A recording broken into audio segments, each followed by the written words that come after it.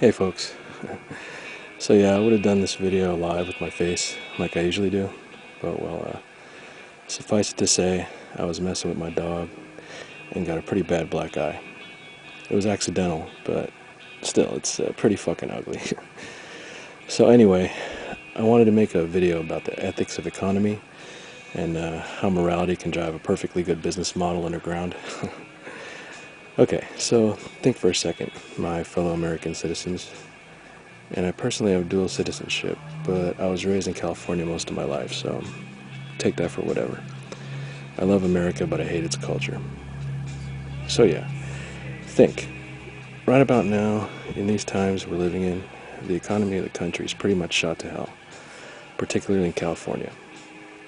Now for those of you who live in California too, especially in the Bay Area, you're pretty well aware that certain counties are basically police states, where certain areas have curfews and police hassle everyone to make their quotas on decent, hard-working folks, same shit that's been going on for decades, so it's nothing new.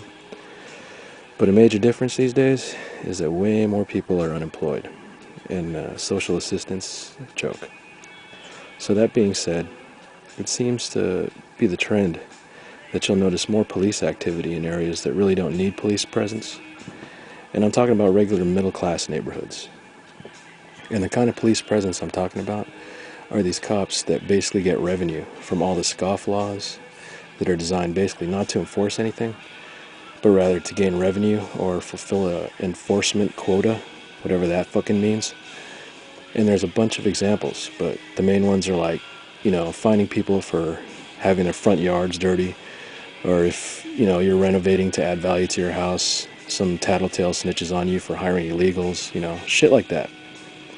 Now, to me, this is just an attempt to get money by pointing out moral flaws, and expecting you to pay money to correct those flaws.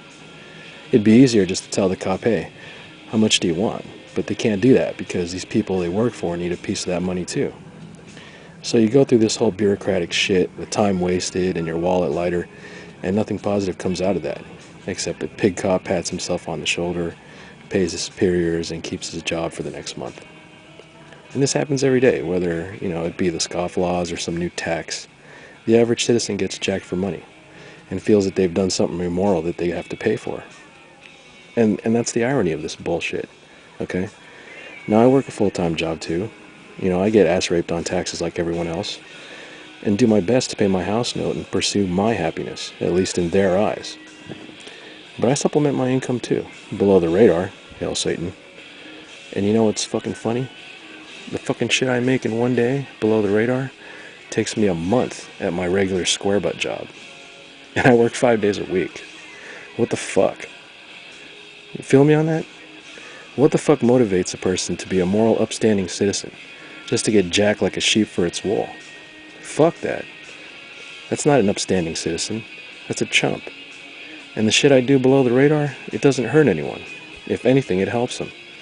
So why should I put my face in my hands because someone else says I'm immoral for doing what I do below the radar? And on top of that, they take my money as punishment if I get busted.